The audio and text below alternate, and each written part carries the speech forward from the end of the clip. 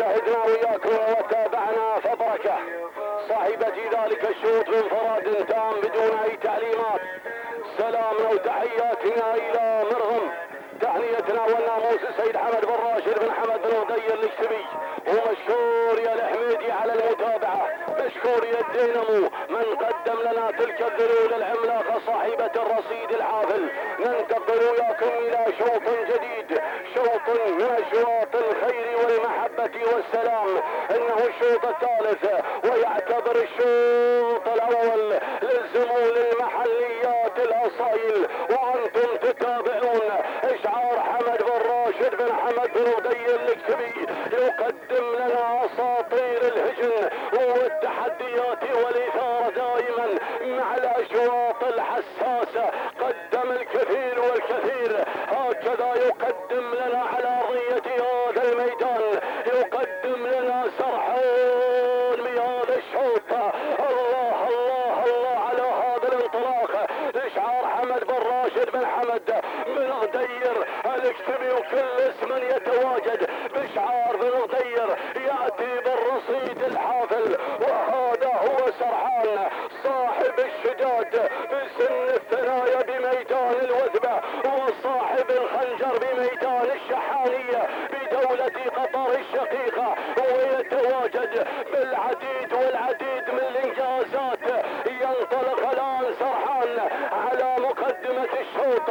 يتواجد الواثق حمد بن راشد بن حمد بن غدير الاكتبي، بينما المركز الثاني مروي قادم لهذا التحدي فارس بن بخيت بن محمد بالصياح المزروعي. بينما نتابع وصل في هذه اللحظات ايضا بحر لخليفه بن ثاني بن خليفه بن احمد الرميثي. بينما النخله الى المركز الرابع يتواجد كفو لاشعار حمد بن سيف المايد المزروعي. بينما مبهر لسيف بن عيسى بن مطر الفلاحي ينطلق على خامس المراكز. والمركز السادس ياتينا ظبيان لاشعار محمد بن احمد بن فرح المزروعي ينطلق مع تحديات ظبيان في هذا المستوى. نتراجع قليلا مع مشاكل المبخوت بن مبارك بالكعم العامري. يتقدم سعيد يقدم شعار على ظهر مشاكل. ينطلق مبخوت بن مبارك بالكعم العامري. بينما مزعل لصالح بن خميس وصويلح الهامري يتدخل نحو المراكز الثمانية الاوائل. هذه النتيجة للمراكز الاولى المنطلقة بهذا الشوط. نعود الى الصدارة، نعود الى المقدمة. هذا هو مشاهدين الاعزاء سرحان بالتاريخ المشرف مع هذا التواجد والحضور من اشعار بن غدير.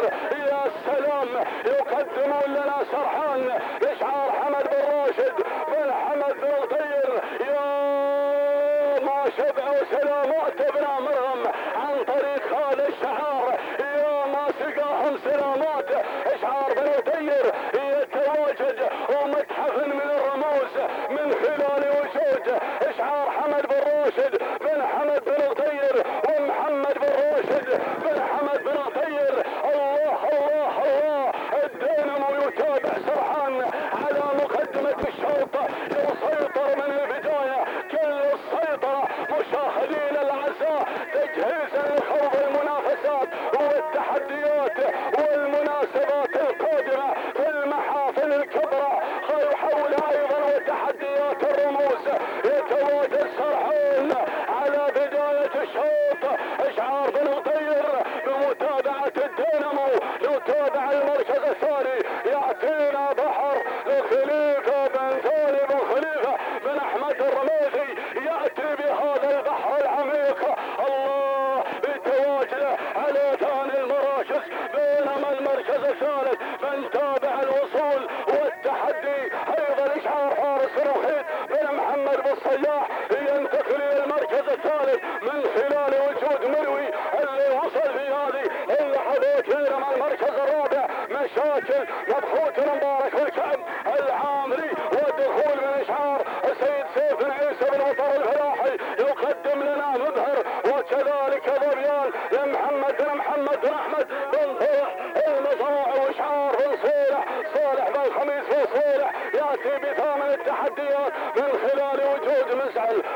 العودة إلى مقدمة الشوط، العودة إلى الجماهير المتابعين ما شاء الله، مع سرحان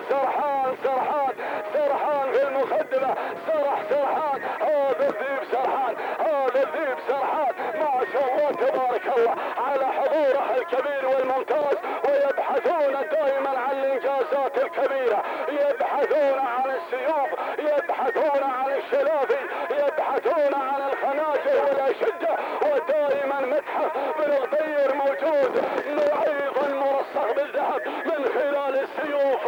الله يا سرحان، لا زال مسيطر،